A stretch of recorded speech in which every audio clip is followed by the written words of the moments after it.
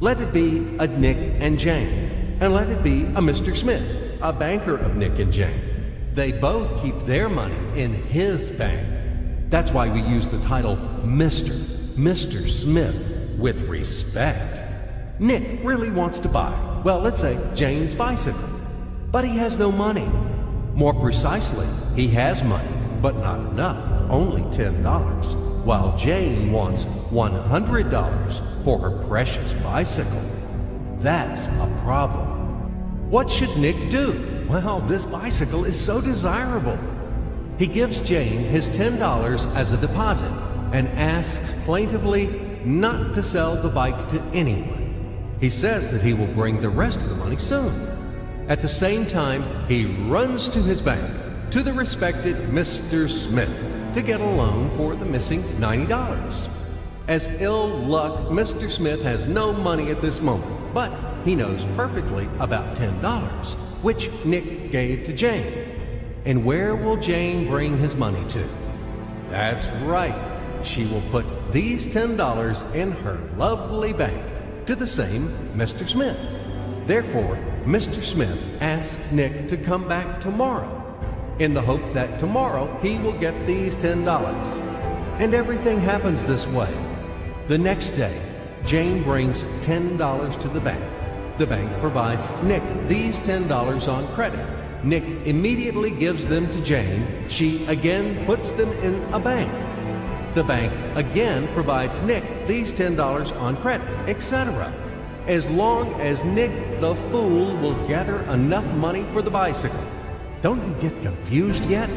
Be patient, I told you. These demons have been trying to confuse you during 1,000 years. These damn economists and financiers. But anyway, we will figure everything out. So what do we have in the end? Nick finally got the bike from Jane. Wow! But at the same time, Nick owes $90 to the bank, Mr. Smith, and the bank, in its turn, owes $100 to Jane. In other words, those $10, which existed initially, have magically turned into $200, $190 of debts plus real $10. But these $10 would also turn into $1,000, even in a million or a billion, if Nick would make a more expensive purchase. In this case, our $10 would make the increasing number of its cycles, circuits from hands to hands. That's it. So, what happens in today's world? SOS! It appears that banks also make money out of thin air and multiply them. Not only Fed can produce money, but banks either. In short, everybody can do this, except you and me. We are not in the business at this celebration of life. I would like to print or draw some money as well.